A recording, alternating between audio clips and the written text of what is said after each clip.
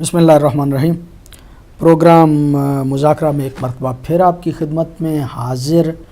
बहस हो रही है इंसान कामिल के हवाले से और किबला रूह की बीमारियां जो हैं उनको बयान कर रहे हैं। अभी तमहीद ही में थे कि ब्रेक का वक्त हो गया। किबला रूहानी बीमारियां। जी मैं अर्ज़ कर रहा था, लिहाजा इस बुनियादी बहस को समझना ज़रूरी है कि इंसान बिलाखिर बदन का और रूह का मजमूआ है। अब मुश्किल ये है यहाँ पे एक नज़रिया तो यही दीन का नज़रिया है कि इंसान के दोनों जो पहलू हैं, इन दोनों के कमाल और इन दोनों की तरक्की के लिए दीन ने जो फार्मूला दिया है वो क्या है। और जो ऐसे नज़रिए आए हैं जिनका ताल्लुक़ अदियान के साथ नहीं है, इंसान की अपनी कोशिश और काविश है, तो इनका भी जायज़ा लेने की ज़रूरत है। वैसे बुनियादी तौर पे अब दीनी जो कि बहस जो है वो दीनी एतबार से है कि एक इंसान, एक कामिल इंसान जो है उसका नमूना मैंने अर्ज़ किया कि या थ्योरेटिकली कुरान और हदीस में मौजूद है या प्रैक्टिकली नबी अकरम और अंबिया और आइम्मा अलैहिमुस्सलाम। पैगंबर अकरम इस नमूने को बहुत वाज़ेह अंदाज में बयान फरमा के चले गए, दोनों चीज़ों में कि कानून की भी ज़रूरत है और इंसान को रहनुमाई के तौर पे एक नमूने की भी ज़रूरत है। कानून किताब खुदा की शक्ल में मौजूद है, सीरत सुन्नत की शक्ल में मौजूद है, लेकिन हर ज़माने में इंसानों के लिए एक नमूना ज़रूरी है। और इसीलिए इरशाद फरमाया इन्नी तारिकुन फ़ीकुम अस-सकलैन किताब अल्लाह व इतरती। अब यही वो लोग हैं जिनको यानी अपने लिए पेशवा, अपने लिए रहबर, अपने लिए इमाम जो है वो बनाने की ज़रूरत है। और इसके लिए कुरान करीम ने जिन हस्तियों को बतौर उसवा करार दिया है, पैगंबर के अलावा हज़रत इब्राहीम अलैहिस्सलाम का भी ज़िक्र किया गया है कि इब्राहीम अलैहिस्सलाम को मुख्तलिफ़ इम्तहानात से गुजारने के बाद अल्लाह ने फरमाया इन्नी जाइलुका लिन्नास इमामा, हमने इंसानों के लिए आपको पेशवा, रहबर और जो करार दिया है। अब अगले मरहले में देखने की ज़रूरत है कि इंसान के अंदर वो जो उसकी आफतें हैं, वो जो अंदर बीमारियां हैं, वो जो अंदर मुश्किलात हैं, पहला मरहला तो ये है कि उनको डायग्नोज़ किया जाए और क्या वाकई ये मसाइल मौजूद हैं। कुरान ये कहता है कि वो जो ताबीर है फ़ी क़ुलूबिहिम मरज़ुन फ़ज़ादहुमुल्लाहु मरज़ा, यानी इंसान की रूह में अमराज मौजूद हैं। और ये अमराज ऐसे हैं कि ऐसा नहीं है कि इन अमराज की तासीर नहीं होती, बल्कि ये है कि ये मर्ज़ आहिस्ता आहिस्ता बढ़ता जाता है। और ये अमराज कौन से? ये जो कुरान हकीम जो आप आयत करीमा तिलावत करने का शर्फ हासिल कर रहे हैं, इससे मुराद रूहानी बीमारियाँ, इससे मुराद यकीनन रूहानी बीमारियाँ। इससे ज़ाहिर है कि नाक और कान और गले की बीमारियाँ मुराद नहीं हैं, इससे वो क़ल्बी बीमारियाँ हैं जो बहरहाल रूह की वजह से इंसान के वजूद को मुतासिर करती हैं। मसलन तकब्बुर की बीमारी है, मसलन हसद की बीमारी है, मसलन और उन्हीं बीमारियों की वजह से इंसान हत्ता बदन भी इंसान का कमज़ोर हो जाता है। और हमने ऐसे नमूने भी देखे हैं तारीख़ के अंदर और आज भी यकीनन मौजूद हैं कि जो लोग ज़ाहरी तौर पे बदन तो उनका कमज़ोर है, लेकिन इस कदर क़ुव्वत इरादी के मालिक हैं, इस कदर उनका अक़ीदा मज़बूत है, इस कदर वो आलम माना के साथ मरबूत हैं कि वो बीमारियां भी उन पे असरअंदाज नहीं होती। बल्कि ये बात अलबत्ता साइंसी तौर पे भी साबित है कि नफ्सियात इंसान की अगर मजबूत हो तो बहुत सारी बीमारियों का कंट्रोल इंसान अपनी नफ्सियात से कर लेता है। यानी उस अगर इल्मी थ्योरी को भी देखा जाए तो वो भी सारी रात सोचते रहते हैं। अगर फ़र्ज़ करें किसी का हसद है, बुग़्ज़ है, जागते रहते हैं, नींद नहीं आती, जिस्म भी बीमार हो जाता है। लेकिन वो लोग कि जो मानवी तौर पे मुस्तहकम हैं और सोच के एतबार से पक्के लोग हैं, वो इन बातों की तरफ तवज्जो नहीं करते। उसकी वजह है बड़ा खूबसूरत एक वाक़या लिखा है। कहते हैं कि यानी इन बीमारियों का असर कहाँ तक, यहाँ तक कि इंसान अपनी ज़िंदगी को भी खो बैठता है। वाक़या ये लिखा है कि एक शख्स अपने हमसाये से उसको हसद था और हसद इतना शदीद था कि वो असलन उसके वजूद को देखना भी नहीं चाहता था। इसके लिए उसने एक चीज़ प्लान की, मंसूबा ये बनाया कि गया बाज़ार में जाके तो उसने एक ग़ुलाम को ख़रीदा اور خریدنے کے بعد گھر لے کر آیا. اب ظاہر ہے غلام خریدا، اس زمانے میں تو غلام تو وہی ہوتے تھے جو خدمت کرتے تھے. اب اس نے برعکس اس غلام کی خدمت کرنا شروع کی، اس کو اچھی رہائش دی، اچھی خوراک دی، اچھا، اور کچھ وہ کام اس سے نہیں لیا. وہ غلام بھی بڑا حیران اور پریشان کہ یہ عجیب آقا ہے جس نے مجھے خریدا ہے، اور بجائے اس کے کہ میں اس کی خدمت کروں یہ میری خدمت کر رہا ہے. بہرحال ممنون احسان جب ہو گیا اور اس کو یقین ہو گیا کہ یہ میرا آقا بہت اچھا ہے، تو ایک راز اس نے اپنے غلام سے کہا کہ میں ایک خواہش ہے میری، کیا اس پہ عمل کرو گے؟ اس نے کہا جی ظاہر ہے کہ میں تو منتظر تھا کہ آپ مجھ سے کوئی خواہش کریں اور میں اس کو پورا کروں. تو منصوبہ یہ بنایا، کہا کہ تم مجھے ہمسائے کی چھت پہ لے جاؤ، وہاں پہ قتل کرو، اور میں جتنا مال و متاع ہے وہ تمہیں دے دوں گا اور تم یہاں سے چلے جاؤ. اس نے کہا جی کیوں؟ اب اول تو قتل کرنے پہ وہ راضی نہیں تھا، بالآخر قتل کیا، کرنے پہ وہ راضی ہوا. تو اس نے کہا جی یہ کام آپ کیوں کرنا چاہ رہے ہیں؟ اس نے کہا جی یہ مجھے نہ یہ ایک آنکھ نہیں بھاتا، یہ ہم نے اکٹھے سفر شروع کیا تھا، لیکن یہ اس کو بہت زیادہ اس کا کاروبار بہت کاروبار چل گیا ہے، اب یہ منفعت زیادہ ہو گئی ہے، اور اس کی شخصیت جو ہے وہ بہت بڑی ہو گئی ہے، اور میں نہیں چاہتا کہ یہ مجھے شدید اس کے ساتھ مجھے اس سے نفرت ہے. لہٰذا جب تم یہ کام کرو گے اور میرے اس قتل کے بعد ظاہر ہے کہ یہ شخص پکڑا جائے گا اور اس پہ عدالت مقدمہ چلائے گی، اور جب یہ مارا جائے گا تو مجھے بڑا سکون ہوگا، مجھے بڑی مطلب خوشی ہوگی، اور میں سمجھوں گا کہ میرا مقصد جو ہے وہ پورا ہو گیا. خود قتل ہو گیا ہے اور بعد میں خوشی حاصل ہوگی. مقصد یہ ہے کہ اس نے کہا جی مجھے یعنی حسد کی آگ نے اسے اپنے قتل پہ آمادہ کر دیا. بالآخر یہی ہوا، اس کو قتل کر دیا گیا، بات پھیل گئی، وہ جو اس کا ہمسایہ تھا وہ پکڑا گیا، جیل میں چلا گیا، عدالت، یہاں تک کہ کچھ مدت گزری تو وہ جو قاتل تھا غلام، اس کے دل میں بالآخر ایک پریشانی پیدا ہوئی، اور اس نے اپنے آپ کو یا روح بیدار ہوئی اس کی، یا بالآخر روح بیدار ہوئی، یقیناً یہی کہہ سکتے ہیں. بالآخر ایک پریشانی تو تھی کہ میں نے ایک کام جو کیا ہے، اور بالآخر میں نے اپنی منشا سے نہیں کیا، وہ ظاہر ہے کہ اس آقا کی رضایت سے کیا ہے. بالآخر پہنچا عدالت میں، جا کے اس نے ساری کہانی بیان کی. اس دوران کہتے ہیں کہ لوگ بھی تبصرہ یہ ہونا شروع ہوا کہ بالآخر اگر اس نے قتل ہی کرنا تھا تو اپنی چھت پہ اس نے کیوں کیا ہوگا؟ اگر قتل کرنا تھا تو جاتا اس کے گھر جا کے قتل کیا. بہرحال کچھ لگتا ہے کہ معاملہ ٹھیک نہیں ہے، اور جب شخص اس غلام نے جا کے معاملہ سارا بیان کیا تو بہرحال وہ بھی بری ہو گیا اور وہ بھی، دونوں بری ہو گئے، لیکن وہ جو حاسد تھا وہ اپنی زندگی کھو بیٹھا. اصل مشکل یہی ہے کہ یہ جو لوگ نفسیاتی بیماریوں کا شکار ہوتے ہیں، کبھی حسد ہے، کبھی کینہ ہے، کبھی اس کی وجہ سے سازشیں کرتے ہیں کہ فلاں شخص کے خلاف سازش کی جائے، اسی سازش ہی میں ساری زندگی ان کی گزر جاتی ہے، یا اپنی دولت کو بنانے میں یا سازشیں کرنے میں. یہاں تک کہ وہ قرآن کہتے ہیں نا، الہاکم التکاثر حتی زرتم المقابر، یا انسان دولت کو اور اپنی دنیا کی کثرت کی خواہش سے جا دیکھتا ہے قبر کو، یا انہی بیماریوں کی وجہ سے کبھی اس کا قتل کر، کبھی اس کو مار، کبھی یہ سازش کر، کبھی یہ سازش کر، صبح شام اس. اور اگر وہ انسان جو ان مصیبتوں سے ماورا ہے، وہ کوشش کرتا ہے کہ اپنی زندگی کے لیے اپنی زندگی کو اس طرح متوازن رکھے کہ اپنی مادی زندگی بھی اس کی ٹھیک رہے انشاءاللہ، اور یہ ہے کہ معنوی طور پہ خدا کا ذکر، اللہ کی عبادت، پروردگار کے حقوق کو ادا کرنے کی کوشش کرتا ہے، انسانوں کے حقوق کو ادا کرنے کی کوشش کرتا ہے، یہاں تک کہ جب وہ انسانوں کی خدمت کرتا ہے تو بھی اس کو ایک سکون میسر آتا ہے. لیکن یہ جو مبتلا ہے، یہ شخص جو یک تکبر میں مبتلا ہے،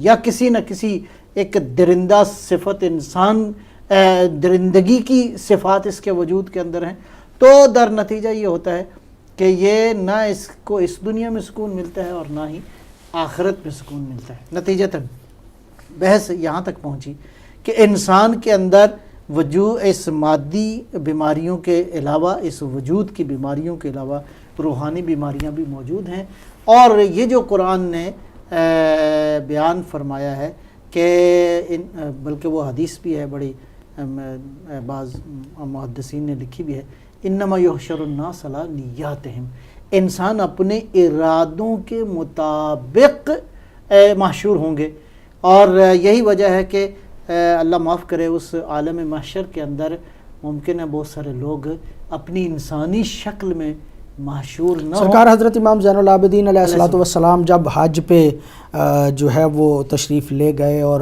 اندھا صحابی جو ہے وہ ساتھ تھا، ابو بصیر، ظاہراً یا حضرت امام جعفر صادق علیہ الصلوۃ والسلام سے ہے کہ اس نے جب آوازیں سنی بہت زیادہ حاجیوں کی تو کہا کہ ما اکثر الحجیج، مولا اس دفعہ حاجی بہت آئے۔ تو مولا نے فرمایا کہ حاجی نہیں، ما اکثر الزجیج، شور بہت زیادہ۔ تو کہا مولا حاجی، وَأَقَلَّ الْحَجِيجِ، ہاں فرمایا کہ یہ حاجیوں کا ہی تو شور ہے۔ کہا نہیں، حاجیوں کا شور نہیں ہے، یہ حاجیوں کی شکل میں درندے آئے ہوئے ہیں مختلف ایسی۔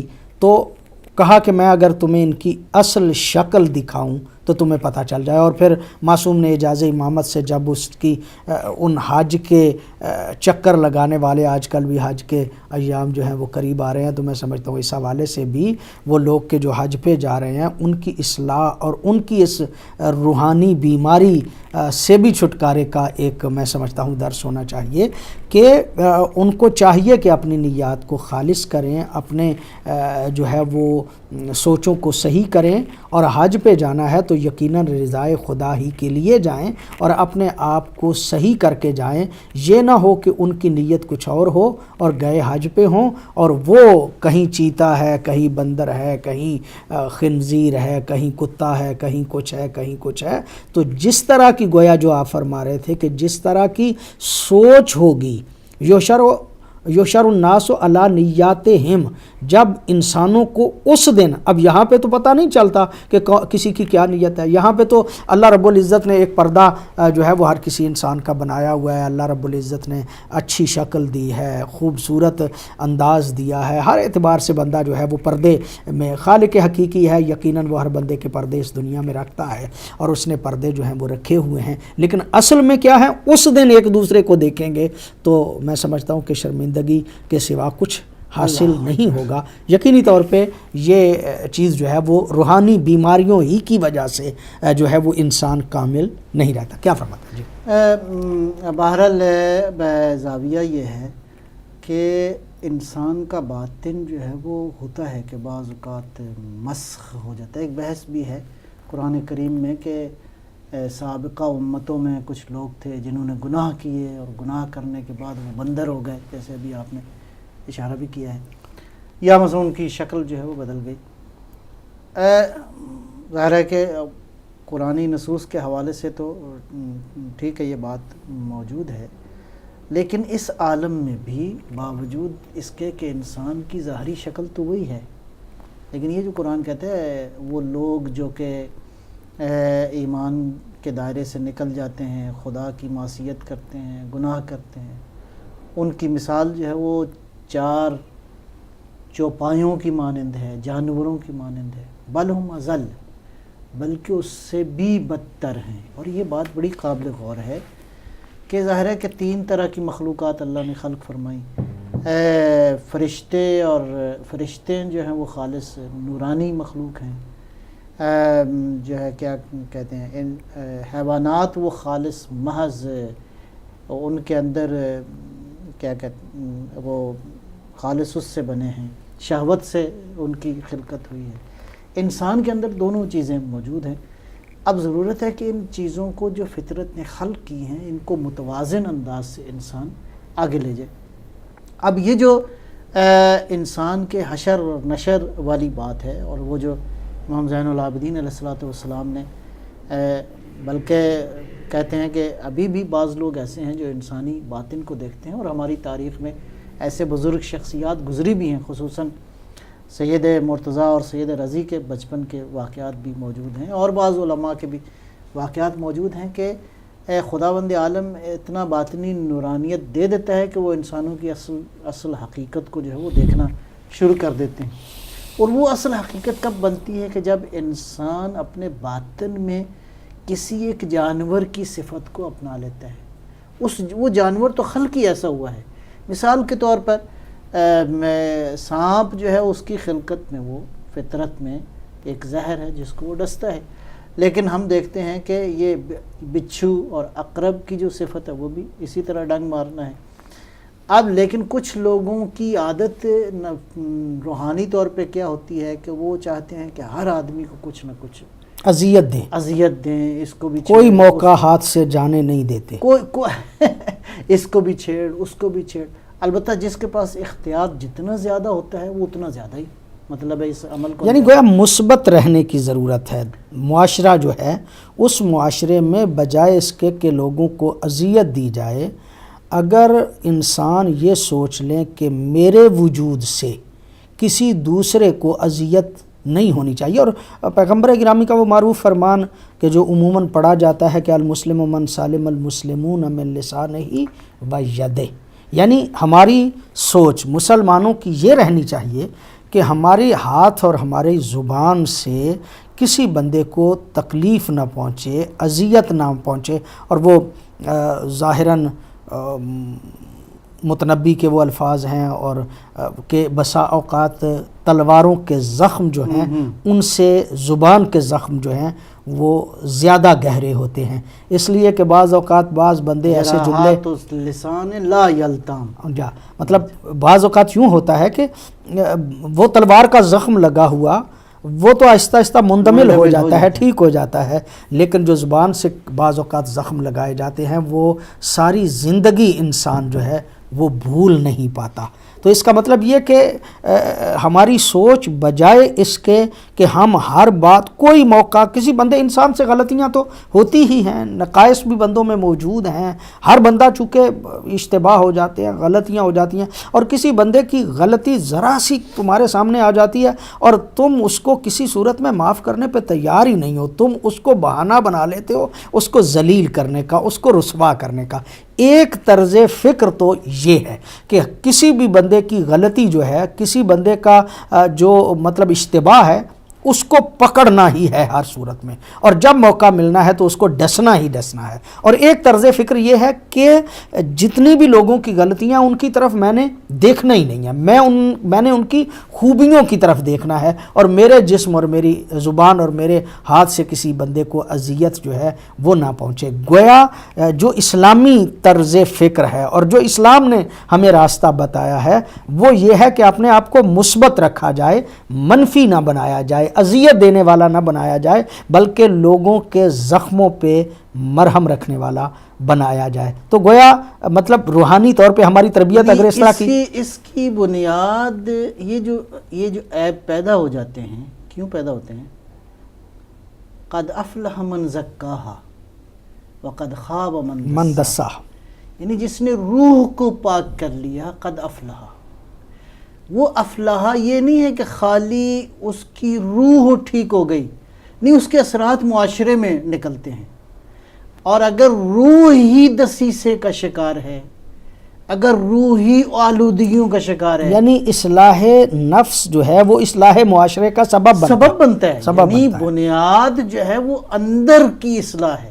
یعنی ہر بندہ بجائے اس کے کہ وہ معاشرے کی اصلاح کی طرف چل نکلے، سب سے پہلے وہ اپنی اصلاح کرے. اگر یبدأ بنفسہ ہی، یعنی اگر وہ چاہتا ہے کہ معاشرہ ٹھیک ہو جائے تو کہاں سے ابتدا کرے گا؟ اپنے آپ سے. یعنی قرآن نے بڑا خوبصورت وہ بات کہی ہے، فرمائی ہے کہ اصل اصلاح نفس ہے. یعنی قد افلح من زکاہا، زکوٰۃ ظاہر ہے کہ اس سے مراد وہی پاکیزگی یہ نفس مراد ہے.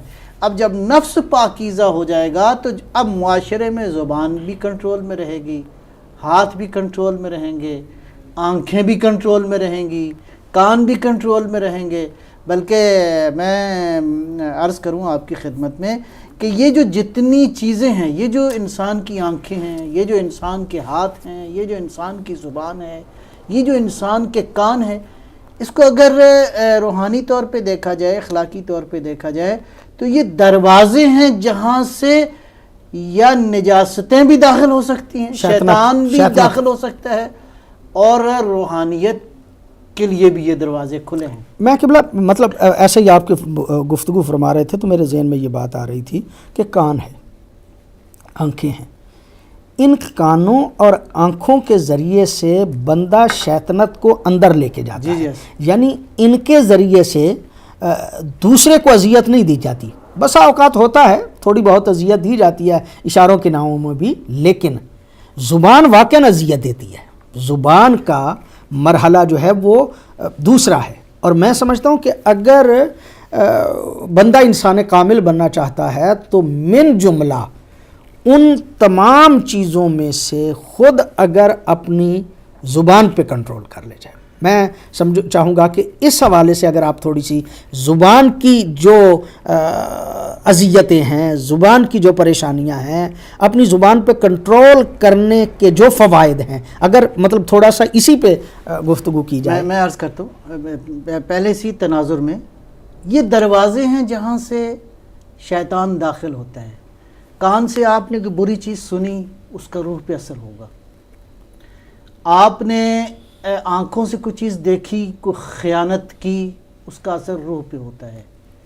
اور جہاں تک زبان کا تعلق ہے، بعض علماء نے لکھا ہے، تحریر فرمایا ہے کہ 32 گناہان کبیرہ خالی انسان زبان سے انجام دیتا ہے. گناہان کبیرہ جس میں تہمت جیسی بیماری موجود ہے، گناہ موجود ہے، جس سے توہین جیسا گناہ موجود ہے، فحش اور منکرات کو انجام دیتے ہوئے انسان زبان گندی استعمال کرتا ہے. یہ گناہان کبیرہ کے مختلف جھوٹے الزامات لگانا، یعنی جھوٹ بولنا، جھوٹ بولنا، جھوٹے الزامات لگانا، یہ بہت دوسروں کی شخصیت کو مجروح کرنا، یہ چھوٹے گناہ نہیں ہیں، یہ گناہان کبیرہ ہیں. اب کب یہ چیزیں کنٹرول میں آئیں گی؟ زبان کنٹرول میں آئے گی، ہاتھ تجاوز نہیں کرے گا، آنکھیں خیانت نہیں کریں گی، کان فضولیات نہیں سنیں گے. قرآن کہتا ہے کہ یہ سارے کے سارے مسئول ہیں، یہ سارے کے سارے ذمہ دار ہیں. ان سے پوچھا جائے گا، ان سے سوال کیا جائے گا کہ یہ گناہ تم نے کیوں انجام دیا. اب بنیادی طور پہ ان دروازوں پہ پہرا بٹھانے کی ضرورت ہے. اور وہ پہرا ظاہر ہے کہ ایمان کا پہرا ہے، وہ خدا خوفی کا پہرا ہے، وہ تقوی کا پہرا ہے، وہ اہل بیت علیہ السلام کی محبت اور عشق کا پہرا ہے. اگر یہ والے فوجی آ کے اس دروازے پہ کھڑے ہو جائیں تو ظاہر ہے کہ اندر نجاستیں نہیں جائیں گی، تو روح پاک رہے گی. روح کا رابطہ ان حقیقتوں سے اور عالم کی حقیقتوں سے باقی رہے گا. نتیجتاً انسان آہستہ آہستہ آہستہ گناہوں سے پرہیز کرنا شروع کر. مولا امیر المومنین نے جو فرمایا یہی زبان کے حوالے سے کہ الانسان مخبوء تحت لسان، سبحان اللہ، ہر انسان جو ہے وہ چھپا ہوا ہے اپنی زبان کے نیچے. گویا جب بولتا ہے تو پتہ چلتا ہے کہ یہ انسان کسی اچھے اخلاق کا مالک ہے، برے اخلاق کا مالک ہے. اس کی تربیت کیسے ماحول میں ہوئی، اس کی تربیت جو ہے وہ کرنے والوں نے اس کو کیا سکھایا، اس کا پتہ بھی اسی زبان کے ذریعے سے پتہ چلتا ہے. بلکہ وہ بھی مولا ہی کا ظاہراً فرمان ہے کہ جو میرے ذہن میں بار بار آ رہا ہے کہ معصوم ارشاد فرماتے ہیں کہ خاموشی عالم کے لیے زینت ہے اور جاہل کے لیے پردہ ہے. اللہ اکبر. یعنی جاہل اگر خاموشی سے بیٹھا ہوا ہے اور ایک عالم بھی خاموشی سے بیٹھا ہوا ہے تو باہر سے آنے والا بندہ آ کے محسوس نہیں کر سکتا کہ یہ جاہل ہے اور یہ عالم ہے. مطلب دونوں برابر ہیں، بیٹھے ہوئے ہیں خاموشی سے. جب وہ بولتا ہے تو پتہ چل جاتا ہے کہ یہ تو جاہل ہے اور یہ عالم ہے. اور عالم اگر خاموشی سے بیٹھا ہوا ہے تو اس کا مطلب یہ کہ وہ زینت ہے. جب وہ بولے گا، ضرورت کے لیے بات کرنا ضروری ہے، اسے کرنی ہی چاہیے، لیکن وہ زیادہ گفتگو کرنا بھی جو ہے وہ بسا اوقات انسان جو ہے وہ منہ سے ایسے بسا اوقات غلطیاں ہو جاتی ہیں، الفاظ غلط نکل جاتے ہیں. میں سمجھتا ہوں کہ آج کے اس پروگرام انسان کامل کے عنوان سے اگر ہم اپنی زبان پہ بھی کنٹرول کر لیں تو بہت زیادہ بیماریاں جو ہے وہ روحانی جو ہے ان سے بھی بندہ بچ جاتا ہے. انسانیت جو ہے اس کو اذیت دینے سے بھی انسان جو ہے وہ بچ جاتا ہے. آج کل بھی پورے معاشرے میں مطلب اگر ہم دیکھتے ہیں تو بہت زیادہ گناہ جو ہیں وہ اسی زبان کے ذریعے سے کیے جا رہے ہیں. اگر جھوٹ بولا جا رہا ہے تو اسی زبان کی وجہ سے, اگر گناہ جو ہے وہ تہمتیں لگائی جا رہی ہیں تو اسی جو ہے. میں سمجھتا ہوں کہ واقعاً وہ کہ جو اپنے آپ کو قوموں کے رہنما قرار دیتے ہیں اور قوموں کی رہنمائی ان کے کھاتے میں پڑ گئی ہے, اگر وہ صرف سچی بات کرنا شروع کر دیں, وہ جھوٹ صرف بولنا چھوڑ دیں, تو یقیناً جو ہے وہ بہت حد تک معاملات جو ہیں وہ صحیح ہو سکتے. ایسے ہی یہاں پہ ایک نقطہ جو میں عرض کرنا چاہوں گا, اب اس باطن کی اصلاح کے لیے بہت ہی جامع, بہت ہی خوبصورت دین نے پروگرام دیے ہیں. ان میں سے مثلاً فرض کریں 5 وقت کی روزانہ کی نماز ہے.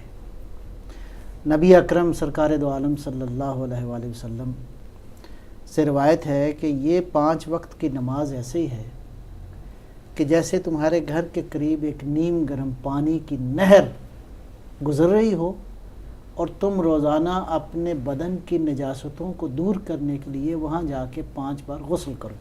سبحان اللہ. وہ خوبصورت مثال حضرت نے ارشاد فرمائی.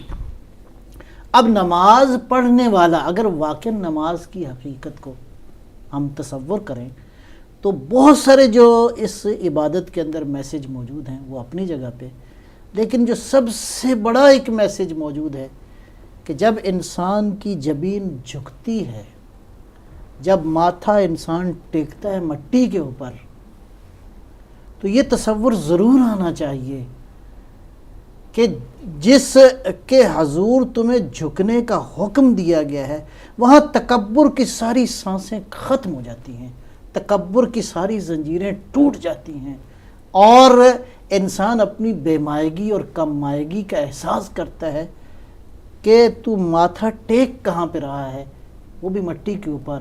اور یہ میسج بھی ہے کہ اسی مٹی سے تجھے بنایا گیا ہے, اسی مٹی کی طرف تجھے لوٹنا ہے.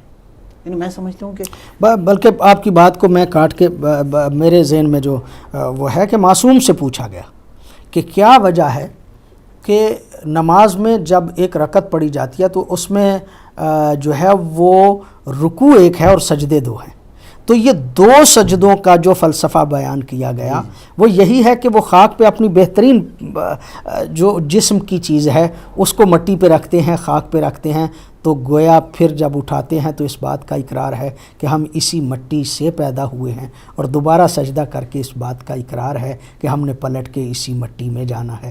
یعنی ہماری ابتدا بھی خاک ہے اور ہماری انتہا بھی خاک ہے. وہ انسان کہ جس کی ابتدا بھی خاک ہو اور اس نے پلٹ کے پھر خاک ہی ہو جانا ہو, اسے اس جہان میں ضرور سوچنا چاہیے. مجھے کہا جا رہا ہے ایک بریک کے لیے, حاضر ہوتے ہیں جی ایک